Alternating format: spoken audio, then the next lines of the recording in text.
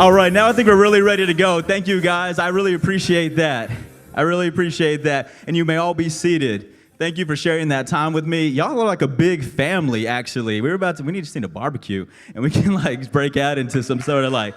So we're going to have a little party. I believe in having fun in church. I really do. And at Bay Area Fellowship, we much believe that, you know what, we do anything short of sin.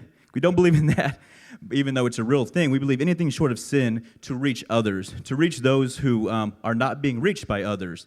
So I want to formally welcome you. The title of the message, you may have your notes, Perfection Not Required.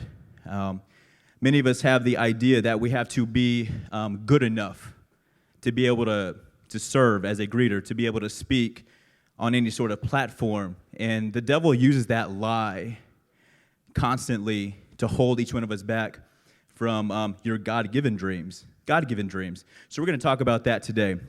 And I'm going to ask you all to open whether you have an iPhone, an iPad, or you have your Bible, I'm going to ask you to open up to the Gospel of Mark, chapter 2, and we're going to read verses 1 through 5. That's Mark 2, verses 1 through 5, and it looks like we may have it on the screen behind me. And so this is actually it's a common story that you may have heard, but it's sort of a crazy story. It's this crazy story of 4 guys who brought their friend to Jesus. We're going to talk about that right now. I'm going to go ahead and read it. A few days later, when Jesus entered Capernaum, the people heard that he had come home. They gathered in such large numbers that there was no room left, not even outside the door, and he preached the word to them. Some men came, bringing to him a paralyzed man, carried by 4 of them. Since they could not get him to Jesus because of the crowd, they made an opening in the roof. That's crazy, guys. They made an opening in the roof above Jesus by digging through it, and then lowered the mat the man was lying on. When Jesus saw their faith, he said to the paralyzed man, "Son, your sins are forgiven." They made a hole in a roof, guys, and we'll talk about that in just a moment. But I want to focus on what Jesus actually said. I know y'all are in that current series, Revealed in Red. But it says, when Jesus saw their faith, he then said, "Son, your sins are forgiven." And I want to focus on that faith because I don't know too much about those men, but I can't imagine they're much different than each one of us just sitting here. You see, because God also calls us to be fishers of men, or it could be women. He just uses the word men. And so in a sense, he wants us to cast our net to bring others to Christ. And casting that net can be many different things. It could be in the form of giving to the church, which Alex just did a great job of speaking about, by the way. It could be the form of serving. It could be with the children. Somebody's in nursery or in the children's ministry right now, casting a net for the future. And it could be in a matter of ways. It could be in leading a Bible study. But that's when the devil comes in and says, you're not good enough. You haven't been in church long enough. You haven't been reading your Bible, by the way. You don't even have a Bible. You have no business doing any of this. Well, guess what? It doesn't matter. It really doesn't matter. Those are all beautiful things and things that we should do, but Jesus meets us right where we are right now. So as I look upon this crowd, no matter where you are, this is not by coincidence. This is a setup. And no matter where you are, no matter what's going through your mind right now, no matter what challenge you have, I come in with challenges. I come in this week apologizing to my wife several times. Let's put my imperfection out there. And hello to Corpus Christi in Midland, Texas, Bay Area Fellowship. I know there's some people watching right now. Hey, Haley, that's my wife, by the way. I'm still sorry. But I'm just letting you know that we're all no different. We are all born with a sinful nature, and God still meets us where we are. He absolutely meets us where we are. And so you're still called, just like you are, to bring others to Christ, just like you are. I want to focus on that because we have some things going on right now. True Life, do you have some things going on in your real life right now? Okay. Yeah, y'all can shout back at me, by the way. I like that. So what happens when you get that phone call, when God, because I already know God's going to stir in some hearts today. He's absolutely, because why would we be here? You see, but what's kind of funny is when sometimes we get that call from God, and it's funny how we respond. You know, it's not an actual phone call, but you see, God's going to call some of us even today to do some things. If He's called me, so I know it's true. But you see, sometimes that call goes a little bit like this.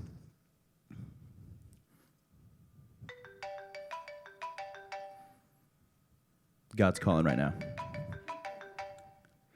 I think I'm not really that interested. I'm really pretty busy. That was my ringtone, by the way. I'm just going to ignore that. Never pick up. Never pick up. Christians, not cool enough. I'm not really down. I'm much more interested in Kanye and Kim Kardashian. Not God. So you never pick up. Never pick up at all. And, well, in fact, sometimes, you know what? You do become a little more sensitive to God's call. And God calls again. That's the great thing. He's a God of second chances. So sometimes the phone call goes like this. I'm still a little hesitant.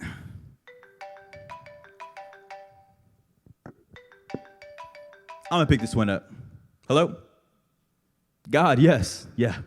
Sorry, I've been meaning to call you back. Thank you for calling me.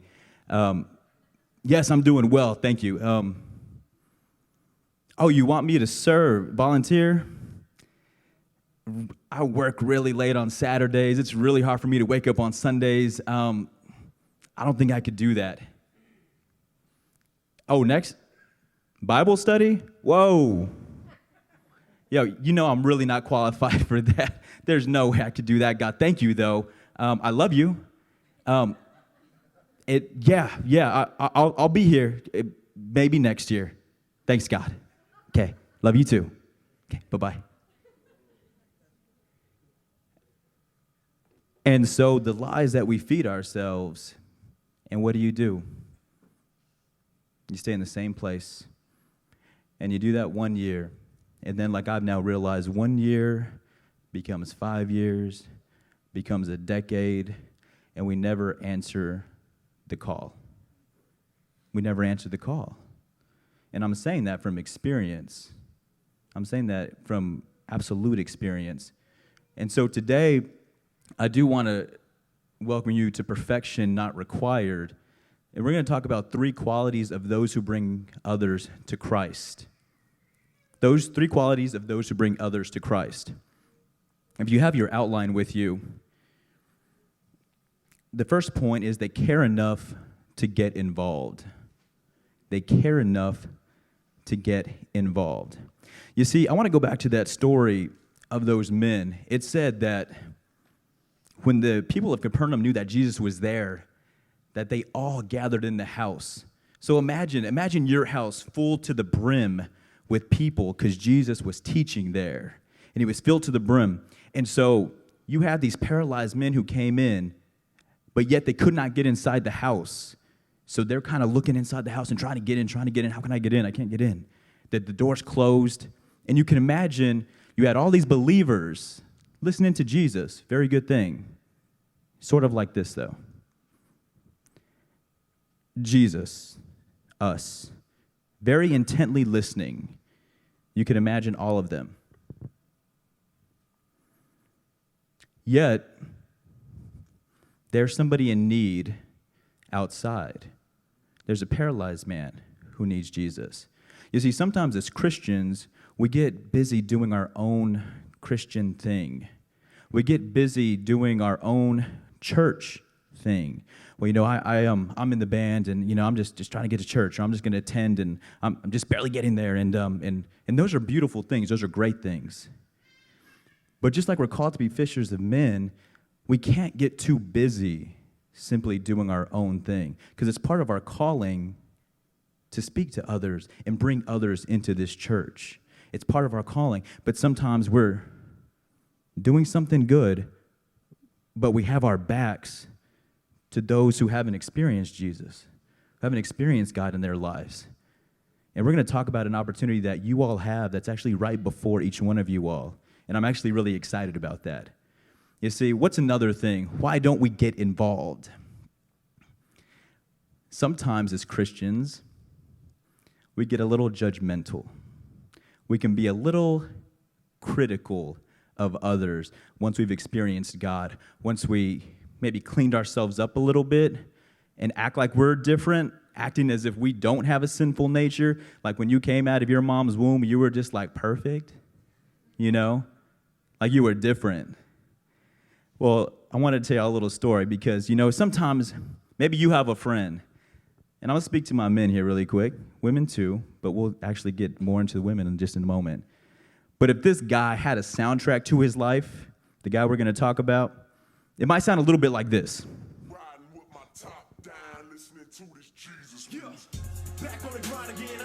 Y'all know a guy like this?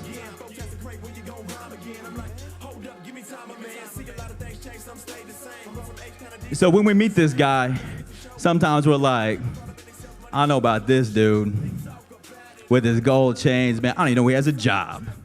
I don't know how he got that gold chain. And those 24s, those rims, that spin, I don't get that. I do not get that. That boy, I don't know what's wrong with him. And he's dating 2 girls. Yo, I saw him with Veronica. Then I saw him with Marsha. Man, this guy don't have it together. He's fronting. Acting like he has it all together. Acting like he's in the club. Oh, talking about popping bottles. Dude don't even have a job. What? Man. And we say, that boy needs Jesus. And we walk away. Criticize. Judge. Understanding that boy needs Jesus. And we don't do a thing.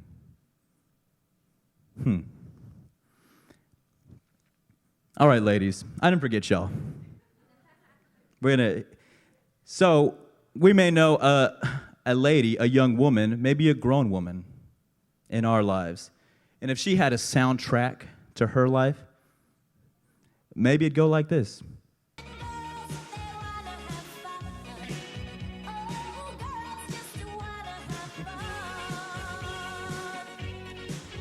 Man, I do not know about this girl. Do you see what she's wearing? And those high heels? Who's that girl trying to impress? Oh, and she just moved in with Mike. Man, she does not know what she's doing. And that skirt, that's not gonna work. That's not gonna work either. Man, that's just trifling. That girl needs Jesus. And we walk away. Recap on history really quick. Jesus walked with those who were shunned by society. He walked with those. He gravitated towards the gangsters, if you want to call them that. I'm paraphrasing. But what I'm not paraphrasing is prostitutes, whom he walked with as well. Lepers, those whose society had nothing to do with them. And Jesus said, those are my people.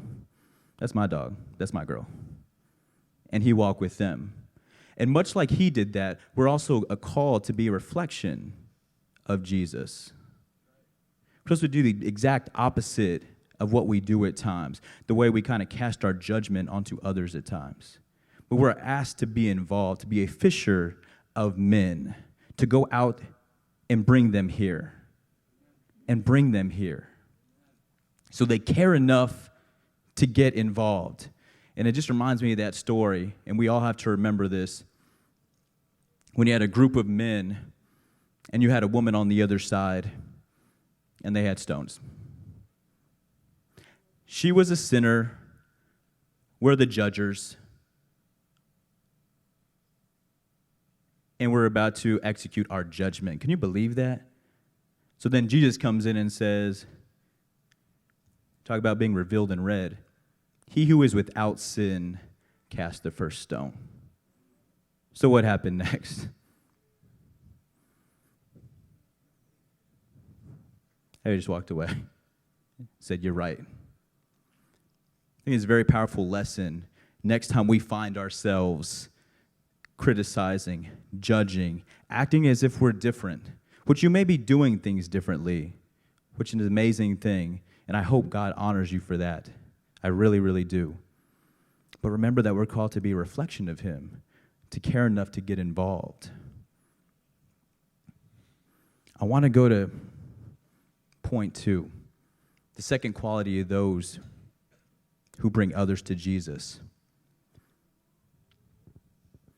Actually, I'm going to revisit the story first. These guys got on the roof, just to kind of give you a visual of what that's like. Now the roof in Capernaum in those days, it was made out of dirt. It was made out of mud. It was made out of manure, and grass grew on top of it. These guys were digging through at that roof. Well, how did they get on the roof to begin with? Well, back in those days, the ladders were commonly on the side of the homes. And you could actually kind of like lounge because the roofs were also flat. So roofs were utilized quite a bit in those times. But these men who could not get into the home said, okay, we're going to go up the ladder and then we're going to start digging. We're going to start digging through the dirt, through the mud. It's funny how we don't have any dirt in our lives to dig through, right? They were willing, and this is point 2, they were willing to do whatever it takes. They were willing to do, even if it took digging through a roof made of mud, made of manure, made of dirt with grass. They were willing to get dirty because their faith was so great that they knew their paralyzed friend needed Jesus. You see, the thing is, which I realize in my life, you see, there's dirt in our lives at times. It's hard to break that. But it makes us no different. See, we're all the same. And there's some dirt there. I don't want to be too crass, but there's some stuff. And you see, we rarely get to the point of bringing a friend, of putting somebody through a roof, because we're not willing to dig through our own stuff. So we never get past ourselves. We never get past ourselves, so we definitely don't think about our neighbor. We're not thinking about that girl in maybe it's a college course, maybe it's at the hospital, a coworker, maybe it's a fellow teacher, maybe it's a classmate. But I spent so many years not getting past myself, not digging through my own stuff, that I definitely wasn't helping anybody else because I wasn't even helping myself. I wasn't willing. But the funny thing is I knew it existed. I always knew it existed. I knew about the dirt. But sometimes, and this is illustrated in the new movie, God's Not Dead. I would highly suggest anybody who's not seen God's Not Dead, go see that. Thumbs up, all right. Sometimes the devil makes you just comfortable enough to not do anything. My relationship is not that great, but we're not in meltdown, breakdown mode. I don't really feel Jesus. I still got my job. I guess we're okay, not really honoring him. But sometimes the devil make you just comfortable enough to once again not do anything. Not do anything. Just stay the same, stay in our own Christian world. I'm not going to get involved. And I'm not going to do whatever it takes. But you see, the promises of God are so much greater than what we allow ourselves. You see, because there has to be a line, guys. There has to be a time. And usually it's out of a struggle. By the way, guys, we hate struggle, but sometimes that's the greatest gift that God can give you. Sometimes that's the greatest gift that God can give you. We're actually talking about it with a gentleman here this morning, about my greatest struggles in life that I hated, that literally, sorry to say, it brought tears to my eyes, that I didn't know what to do. I thank God for them because it brought me forward. And without hitting that bottom, without hitting that crying out for God, without slamming my fist on the bed and saying, I'm done, I would not have grown. I wouldn't even be here right now. Probably wouldn't be married, to be very honest. Be right where I was, not doing anything really for anybody, definitely not doing anything for God. You see, because one day, I'll tell you a story about myself. Sometimes I was so confused, so fed up. I didn't know the answer to the questions that I had. I'd lived so long the way I had lived that I didn't know what to do. And I told God, I'm going to give the next day to you because I don't really know what else to do. So I took a day off from work. And I said, God, I'm just going to talk to you. I don't know. I don't have anything planned because I'm always too busy anyway. I'm always too busy, right? But I'm like, I'm going to give this to you because we need to talk because I'm stuck. I'm stagnant. I'm not moving. I can't get past my problem. So we need to talk seriously. So that day, and this is how good God is. That day, it's funny because when you give something to God and he knows your heart, it's funny how he'll answer you. I didn't even start praying, guys. It was supposed to be a day of prayer for me, and God started speaking to me through others. Received a phone call. Some great church leaders happened to be in town. And somehow, through other people, I got a phone call through them. And then I got another phone call. The church leaders never actually spoke to me, but they were speaking to me. And ultimately, it was God speaking to me. And I was like, God, I give you a day of prayer. I didn't even start praying. And you start answering. But I do remember sitting at my bed, and I don't do this all the time, but I knelt down. Usually that's a very good sign, guys, because it's a sign that you're ready now to give everything to God. And I remember hitting the bed, actually, because I was so fed up. And I said, God, and I hit the bed. I said the lines right here. I'm done. I'm done. And the thing about it, I said I'm done, but I still didn't have my answer, guys. I didn't know what the next step was. I didn't know how to get out of it, guys. I really didn't. But I gave it to God, and I said, I'm going to exercise faith, God. If this stuff is real that you're talking about, because I need that. Because within my human self, I'm not good enough, I'm not strong enough, and I'm not disciplined enough. This isn't working out right now, God. By the way, where are you?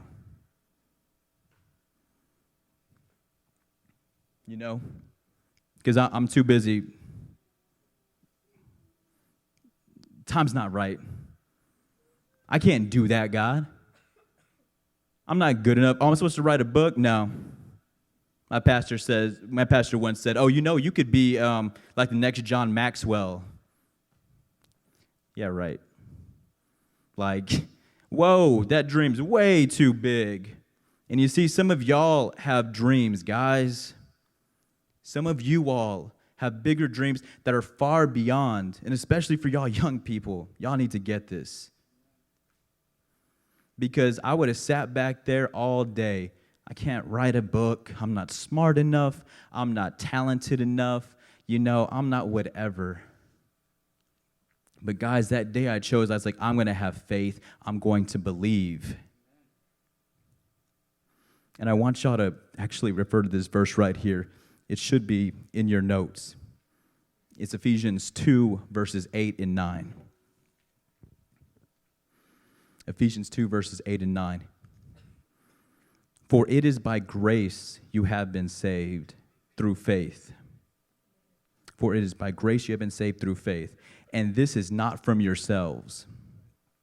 It is the gift of God, not by works, so that no one can boast.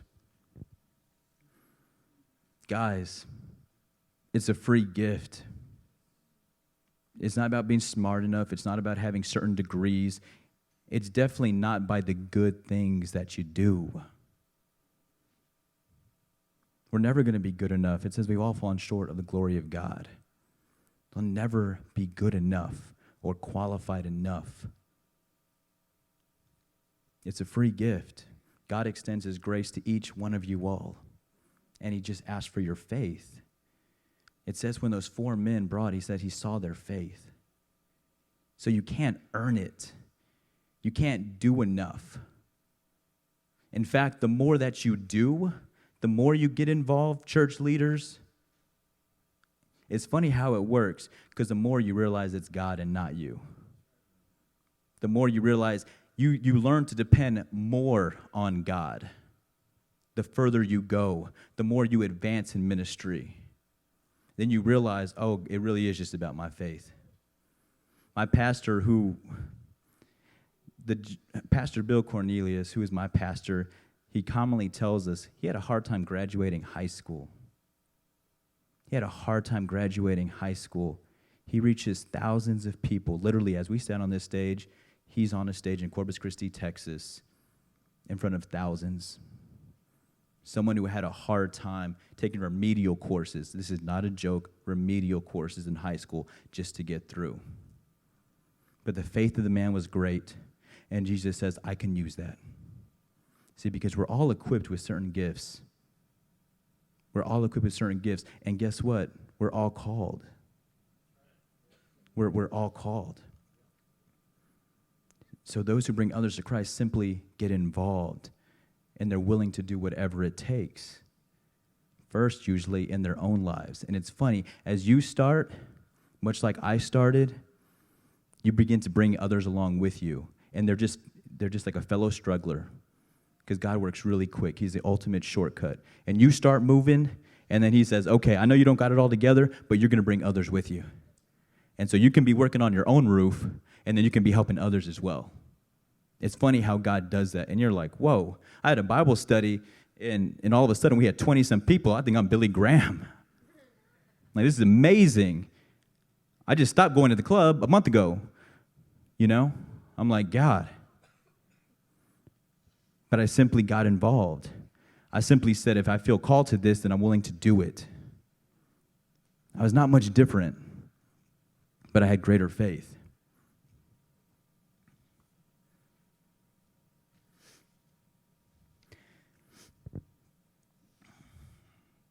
Guys, I don't know what it is for you today, guys.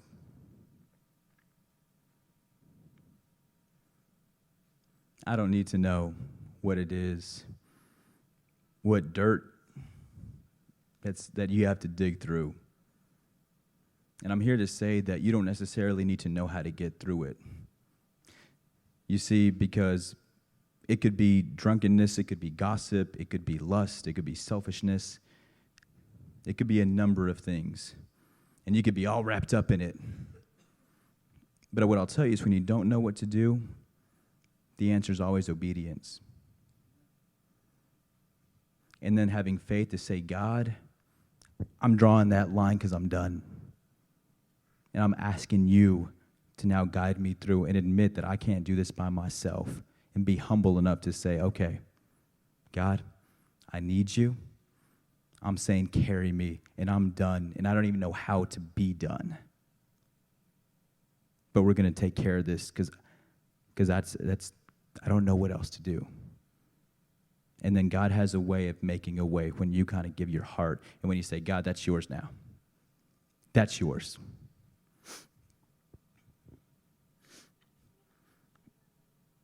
Faith steps lead you to your greatest places, guys.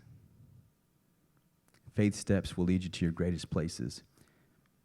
And I believe that, and speaking to your leaders and your pastor, that there's greater places for this church. There's greater places for each one of you. You know, I know y'all talk about the E3, about experiencing, encouraging, empowering. There's people that need to be here next week. There's people that need to begin to experience that you're going to be the encouragement, guys. You don't have to be good enough. You just got to have a heart. And then you got to be the empowered. You have to be the empowered and say, God, you know what? Because you're in me, well, I can do all things. I can do all things through Christ who strengthens me. Oh, if we need to speak at True Life, we're going to speak at True Life. Because there's some things that need to happen. There's some people who need to experience you. There's a next generation right here that needs to get to doing some new things in their life. But it's everybody, guys. And that's when it really gets fun. That's when it really gets interesting. I think Andy said one of your leaders here, that when you begin to see the life change, that's when it really gets good. You see, and y'all have already experienced some things just by being here. And I want God to honor your obedience of being here today. Because I know there's some people here that you've experienced something, and you got to remind yourself that I'm on a stage singing. God's done some things. I'm just in the church. I'm in a church. God's done some things with me. I got a little more hope through this church. God has done some things. I've taken some risk, and frankly, we all need to take some risk. I wouldn't be here if I wasn't afraid to take a risk. You know? True Life's just going to stare at me. Who is this dude? But I know God believes in you, and y'all are so valuable, and we forget how valuable we are. That you're literally the apple of God's eyes. And we don't see ourselves that way. What do I see? Oh, man, I got a pimple. Can y'all see the pimple? I got a pimple. Like, this is just not good. I love when people tell me, oh, you look taller on stage. You know, I'm not tall enough. I got a pimple. Whatever. You know, that's just funny stuff. But we have a way of putting ourselves down. Not smart enough, whatever, not good enough. And that day that I want to refer to, when I hit the bed, I said, the devil, your lies, I'm done. Because my God is greater. My God parted the seas so he can work on me. Because I don't think that way sometimes. I'm like, I'm done. And when you do that, that's when supernatural, you activate the supernatural in your life. And all of a sudden, you don't even look and you're involved. All of a sudden, you go across to the next cubicle at work, and you're like, hey, bro, like, you know, I go to this True Life church. It's pretty cool. You want to check it out next week? It's like inviting somebody to the mall. I'll go pick you up. It's a very difficult thing when you don't believe in yourself or you feel like you have to be good enough to do something. I wasn't inviting very many people to church. I wasn't inviting myself, frankly. But when you're depending on God, then it's like, okay. Hey, God, you take care of it. And that leads us to point 3. They're not afraid of criticism because you're going to have to be at times just a tad uncomfortable. You know, Bill might make me like, oh, Bill's going to react a little weird. He's going to think I'm like some holy roller, like, you know, Christians aren't that cool type of thing. Or I have to give him you know the conversations that you kind of have in your head. Like, I can't invite the kid at school. They're going to think I'm really weird. Inviting them to church? You see, because some of the most effective things you do, people will see as a little bit weird. Will even criticize you. I think it was 2010, maybe 2011 at Bay Area Fellowship. It's a pretty great story. It was Easter. So we're coming up on the anniversary. My pastor decided we want to reach as many people as possible. So what are we going to do? Why don't we give away cars? Okay. We're going to give away cars because people love raffles and people would love to leave with a brand new car. That's kind of crazy. So he talks to the church about it, and the church is like, cool. I think that'll attract people. We're competing against everything else. So we're willing to do whatever it takes, short of sin, to get people in the seats to experience God. So the church, the people, y'all are the church, by the way, say, we're going to donate 16 cars. So there's BMWs, literally, Audis, convertibles, in the atrium, on the stage. It was called the Ultimate Giveaway. We were on CNN. You can YouTube that after church. The criticism was harsh and swift. Other church leaders saying, I cannot believe that the Bay Area Fellowship would do that bribing people to come to church. I can't believe as a society we're at that point where we're giving away cars to come to church. You know, this is ridiculous. This is ridiculous. That's a travesty. There was also bikes. There was also flat screens. There was many things. It was called the ultimate giveaway. Well, the real giveaway was salvation, which is free. And we were willing to do whatever it took so that someone could experience God. So, CNN, we're on Skype and CNN, and, we're on the 5 o'clock news. People are, unfortunately, speaking out against the church. I'm not sure if there was ever any true biblical justification for it, to be honest. But we definitely believe in honoring all churches as long as they're preaching the Word of God. And we were confident that the Word of God was going to be taught that Easter. So what happens? So we begin services. There's approximately 10 services at our church for Easter. Began on Thursday. It's still, I remember experience, actually I wasn't there that Thursday. So the whole church was full. This is Thursday before Easter. The ultimate giveaway has begun. People are going to win. The atrium is full of people clamoring to get inside. People are outside trying to get inside the church. We don't have enough space to accommodate all the people who want to be inside the church. And then the fire marshal comes in, and it's a pretty big church. It accommodates close to 2,000 in the auditorium. We don't have enough seats for people who want to be in church to experience God. So the fire marshal says, that's it. No more people can come into church. This is too dangerous. This is too dangerous. Everyone's trying to come into this church, experience God. And what's funny about it, you know who else was saying the same thing? This is too dangerous. The devil. Saying the same exact thing. Because I got people that are trying to bust into this church. And I know they may be coming for a car or the chance to take home a car, but they're going to get Jesus. They're going to experience Jesus, and that was the whole point. Because you know what about a car, guys? It's going to go away.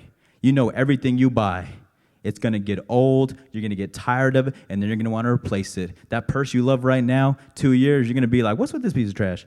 And you're going to want to replace it. So the car is going to rust.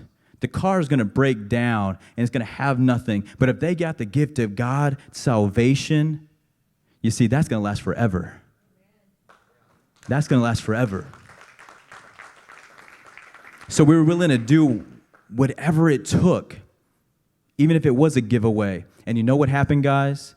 Before Easter services, before Sunday, 500 people had already said the salvation prayer and had asked God into their hearts. Before Sunday. It was amazing. And then between 15 and 20,000 people came to Bay Area Fellowship that weekend to experience God. And I wish I knew the number of actually how many accepted Christ. But that's worth far more than a BMW. That is worth far more than that. And you see, there's an opportunity for y'all. It's actually right upon y'all. See, I feel like God's asking you to get involved, to do whatever it takes, to not be afraid of being a little bit different. You see, because Easter's right upon us again. And the great thing about Easter is that people's hearts are a little more sensitive on Christmas and on Easter, where they're like, family members are saying, you know what? Sure, Mom wants me to go to church. Or sure, I understand. I believe in God, so I'll go to church. Their hearts are naturally sensitive. More people attend church on Easter and on Christmas than on any other days. So there's an opportunity for this church, and I believe that some of you all should be standing next week because there's not going to be enough seats here. That is my prayer, that I would get online and that I would be able to see, and maybe I couldn't see. Camera guy, you're going to have to give me one of those because I may have to get online. I'm going to be in Corpus Christi. And my prayer is that some of y'all are standing because you said, I'm going to get involved. I'm going to sound a little bit whatever, different. It's not even that different because normal doesn't even work these days. Normal doesn't even work. Our relationships are going to who knows where, not living God's principles.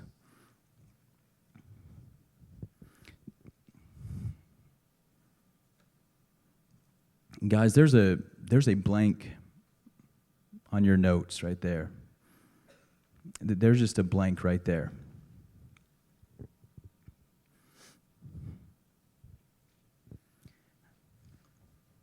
And I don't know what you're digging through, but I know God is here. I know God is real.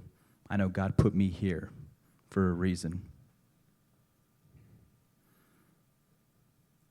And I believe there's someone on your heart, someone that you know, someone at work, maybe a coworker, maybe a boss, maybe a fellow nurse, maybe a cousin, maybe a friend.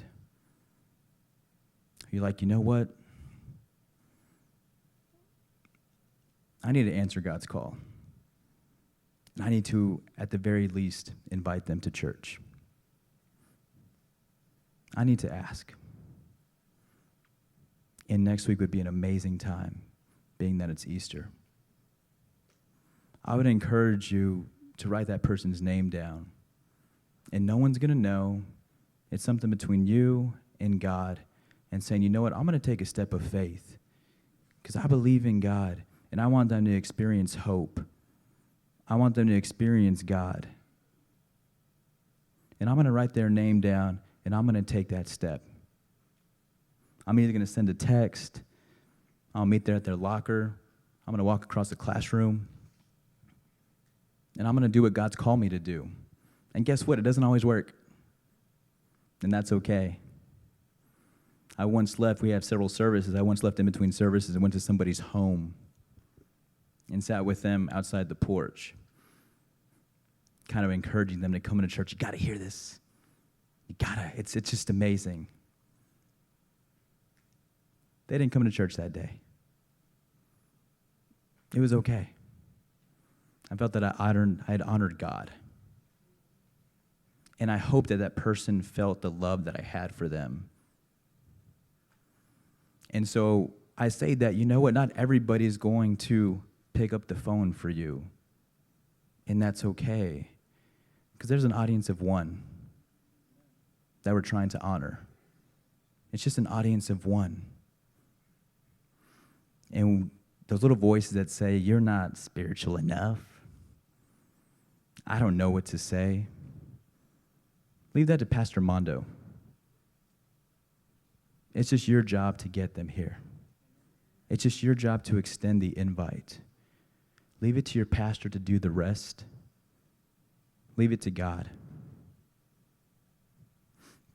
So I want to encourage you, whoever may be on your heart, write that name down.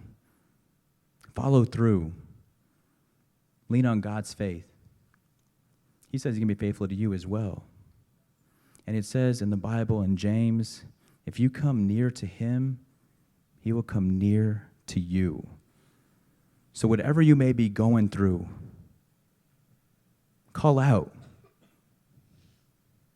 I've called out angrily, upset with myself, disappointed, even feel a little bit of shame. True life. I guess you could call it true life. But it's just important that you make the call. Because unlike us, he does answer. He's not going to hit the ignore button on you. How do I know? Because it says so in our Bible. So I'm going to challenge that you draw that line also for yourself. Say, I'm done with that. God, I don't know all the answers. I don't know all the solutions. But my desire is to be done. So I can step out in faith. So I can do what I know that I want to do. Delight yourself in the Lord, and he will give you the desires of your heart. What's your desire? What's your desire? If we believe in that E3, we experience, we're getting encouraged, and then we're empowered. That's what y'all are all about. That's the DNA of this church. I'm going to ask everybody to stand, please.